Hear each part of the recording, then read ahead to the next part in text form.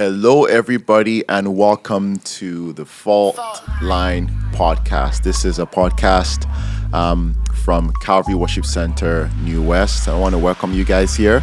We're going to be having conversations on culture, conversations about faith, and the intersection on that. So, welcome. My name is Ken. I'm going to be your host today. Me and my wife, we talk about this quite often. Is the conversation about nature and nurture. Mm-hmm. Because for those kind of people, sometimes it's nature, like it's innate. Yeah. Like people can be innately, okay, this is too comfortable. I need to find the next thing. Some of it is inside you. It's your part of your characteristic. Some of it is nurture. Like maybe it's not so much what you grew up with. It's that it was your environment that sort of conditioned you to be in that way. And we've kind of touched on this with family pressure, societal pressure. It's not your characteristic, but because of the things that have shaped you, it's now your reality. Right. So that's the conversation is around how much of it is nature, how much of it is nurture, and like Clement says, these things at the end of the day are like small pieces that eventually make up who you are. Yeah. But yeah, I think that's the way I'm seeing. For me, growing up, my mom was the more lenient one. Yeah. My dad was he's the guy. He's the one that once you hear his horn, you have to make sure that TV is off and the TV is not hot. Yeah. You go he would check. So my dad was. So there was. I guess in a way it was a nice blend. Because you also don't want too much of each. Right. So in a way, my parents did complement each other quite well. And it worked out. Yeah. It's working out too bad. No complaints. I'm sure your wife can tell us. Just text Pastor if you're listening. One way I want to pivot here is I'm just in line with that, that prodigal son versus the one that wants to live in safety. Mm-hmm. So 1 Peter 2 verse 9 says this. It says, but you're a chosen generation. Mm-hmm. There's a royal priesthood, a holy nation, his own special people. So if you look at the undertone of this verse, you're a chosen generation, which means it's predestined. Mm-hmm. Right. Before, and Jeremiah confirms that, before you were born. There are verses, I knew who you are, I formed you. Yeah. And David also speaks about some of these things. I mean, throughout the Bible, Jesus and the prophets always talked about Israel being chosen, we as a chosen generation, and things like that. So it brings me back to this question of while people are trying to find their identity, if we are pre-chosen, why is there such a difficult journey ahead of, let's just say, men in this situation to find their identity? Like, why is it so difficult? We know that there's culture. We've talked about all these other facets a little bit, but why is it so difficult for men to find their identity? Now, and then maybe I'll put some context in this. You talked about options. You look at the Old Testament. It was God or the idols. Yeah. Right. That's it. Mm-hmm. So if you're not worshiping God, you're worshiping an idol. Yeah. And if you're worshiping an idol, well, you're going to die very soon. Somehow God will get angry and just, wipe people out. And when we look at now, it's still the same thing.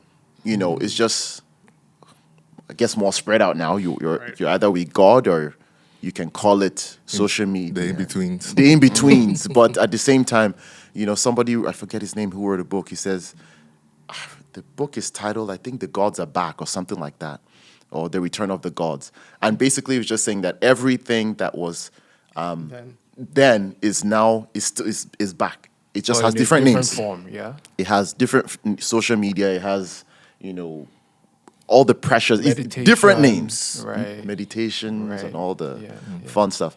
Yeah. So we know that these are all the situations that are surrounding a lot of men. And the truth is that a lot of these men know that the path that they're taking is not leading them to where they want to go. Or is it? Maybe I'm just assuming, right? So if we are predestined, why are we struggling with this? Like, why are many men struggling with this? Anybody can jump in. I mean, I don't think it's new. The journey of discovery being a struggle. Like you talked about, even the Israelites were chosen.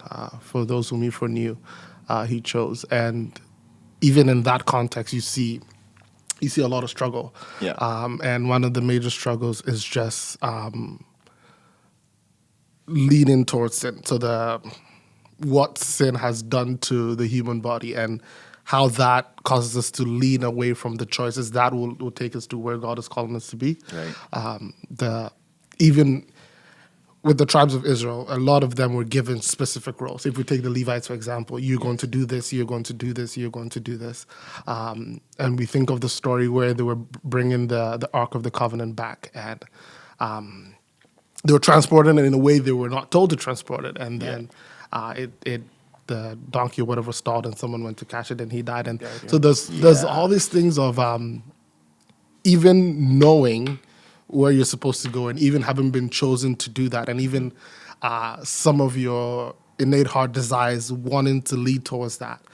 There's this whole issue of sin that takes us away, and I think that is part of the struggle. And without dealing with that, I can't say for sure that you get to a place where you arrive at where you were pre-chosen or predestined to be. So I don't know how you can fulfill without dealing with the problem of sin. Right.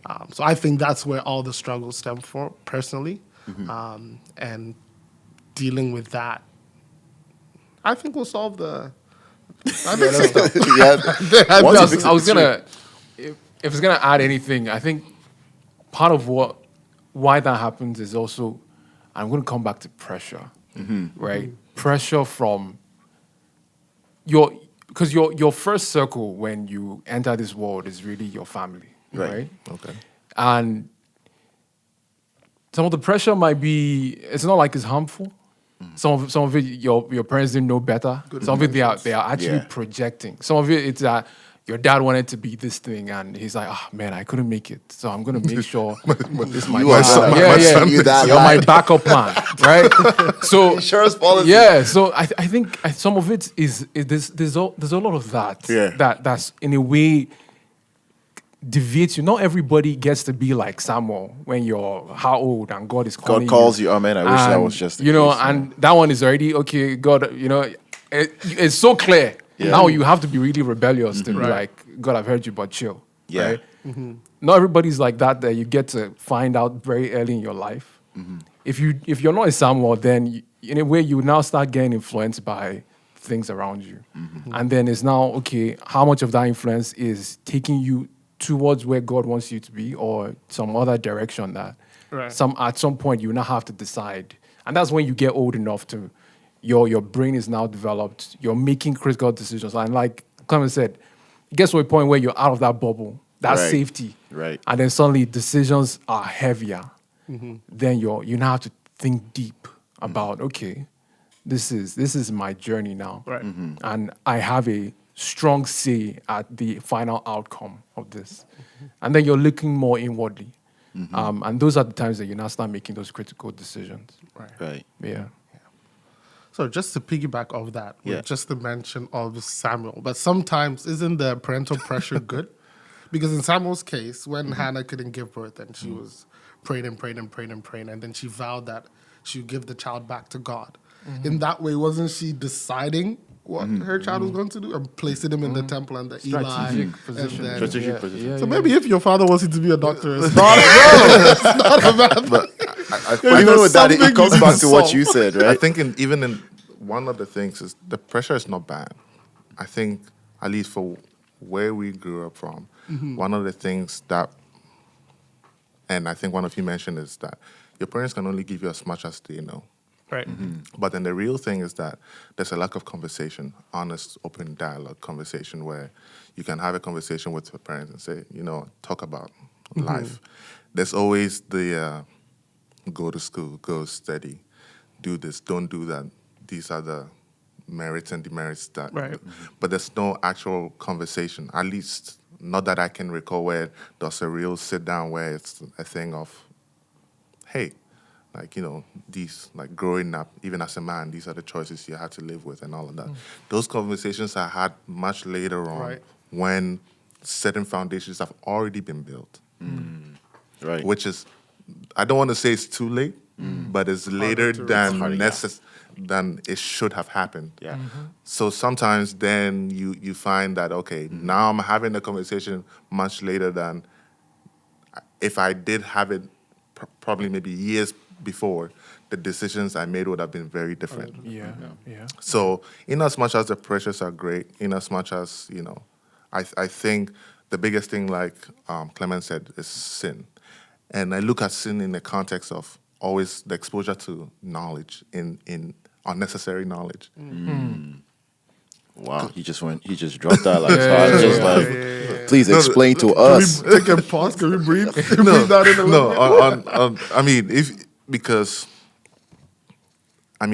this is going on very tricky waters. But when the whole concept of sin happened, it was just, I don't want to say just to kind of like belittle everything that happened, but it was just exposure to knowledge that we did not need. Right. And right, then that right. came with options, that came with decisions, that came with so many, now whys, and if, and all of that. And that's kind of the society we're in now. The endless options, the Right. whys. Now, if you tell someone, don't do this, you have to accompany it with why and give a whole list of the Reasons everything why. that follows. Reasons- yeah. Right. Yeah. See, it can't just be don't do it just because, which obviously it doesn't necessarily make sense. You want someone to get the full picture of, why you're saying what you're saying. Is it coming from a personal experience or because I said so? And more often than not, that's how we grew up. I said so, but we don't understand the rationale, the consequences behind it. Yeah. And so we live in a world or a bubble where I said so. And so you end up living life that way, I said so, until you make that choice or until you go through that experience. Then be like, this is... Now it makes sense. So there's the sin and there's the lack of the conversation. So we have all that knowledge. And so you find that, so if you take it in back to basics, you have all that knowledge, but you don't know why. And so with all that knowledge, it says what? For lack of knowledge, my people perish, right? Right. But then again, the lack of knowledge is not because you didn't know, you didn't understand. So you can be privy to all of this with no understanding, with no insight. And then you make all these decisions, you go into these routes. Because if you think about it in hindsight, for all the things that people do, it's because they want to know why they experience. You're right. It's not because they know the consequences and I don't think anybody knows, or hey, there might be excepts of people that want, like, that if I take a hot knife, it's going to leave me a big scar, and you deliberately go and do it because you want the scar. I like to believe that people don't think that way or don't rationalize life in that concept, but for lack thereof, their understanding, so they will make the decision just to learn from the experience. Because I hear people saying, I learn better when you go through the experience, which should not necessarily be the case if you can have candid conversations. Right. So like he also said, Emeka said that, once you're born, your immediate environment is your family. Right. Your nuclear family. And if those conversations did happen, I think the outcome is different. Right. So thank you for explaining that. What that brought to mind, I think just a summation of what we've all said, the reason comes down to sin, basically sin and community. Yeah. Right? And then the sin part is dealing with identity in Christ, and then the community is dealing with having those conversations. Yeah. Right? So then how do we deal with both? I think just to begin to round up here is how do we begin to deal with that? Because look at the nature of a lot of men, not every man, but, very logical, rational. We want to, it's broken. I got this. Yeah. I mean, we build, we buy stuff from IKEA and we don't even read the book. We just like, straight into it. What is this thing? And it's like, it breaks 3 days later and your wife is like, and it's like, it's IKEA. It's like, no, you did. So there's that part of men that are, or that is very like, I can do it. I got this. I can fix it. I know, and that's great because, I mean, you look at our forefathers and great-great-great-grandparents. To kill a lion, you can't just walk in there and be like, hey, I'm coming to kill you. You have to be tactical. You have to rationalize. You have to plan. So starting with this part of communication and fellowship and men talking to each other and getting that, how do we balance that? How do we start that conversation with men? Because I believe, just from my observations and some of the guys that I counsel or do mentorship with, there's a little bit of that piece that is missing, especially when you look at men who have issues with dad not being in the picture. They grew up without dad because dad is fundamental. Dad is structural. A child can grow up with mom not in the picture and still be okay, but when dad is not there, it really rocks. It rocks things because dad coming in is not just the rock foundation of this is how you do stuff. It also speaks to how to see another aspect of life, and maybe that's relationship with women and etc. and all of that. But we'll come to that. How do we get men to talk to each other? How do we get men to sort of not drop your logical, rational reasoning faculty, but balance it out with other men who are on the path that you want to be on? How do we get that? Because I find that's a strong thing. Men just want to live in isolation. A lot of men want to live in isolation. So how do we break that barrier? Is my question. The question is loaded. But I'm happy we're having this conversation, especially in the context of men. Because I find that maybe not so much back then, but more now, there's more effort in grooming women in a young age than there is on men. Yep. Right? And then you get to see these long-term effects much later on when they are supposed to be men, but because you've not done the groundwork, they're sort of ill-equipped for that stage in their life. But I see for ladies, there's more effort. There's more like, okay, this is how things should be. This is how you should be as a lady. But for guys, for the young boys, we kind of like, they're boys. Yeah. Like play with fire trucks and that's he broke the plate. He's just being a boy. I'm like, guy, right? So I would say, because, and this is still my journey, a lot of correcting has come from a place of not so much of who I am, who I think I am, more of who does God think or who does God say that I am. And you kind of have to come from that perspective. It also helps when you start that very early on this is as a father speaking to his son. Right. Because it sets a very good foundation of, for men, so much of your worth, so much of your identity is rooted in what you can do.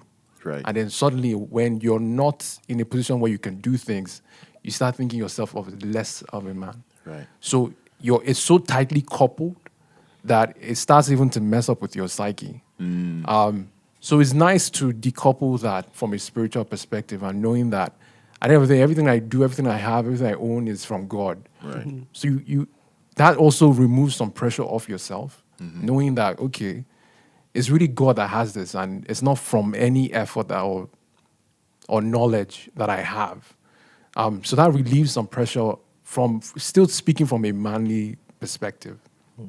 So it starts there, and it helps that you start early. Yeah.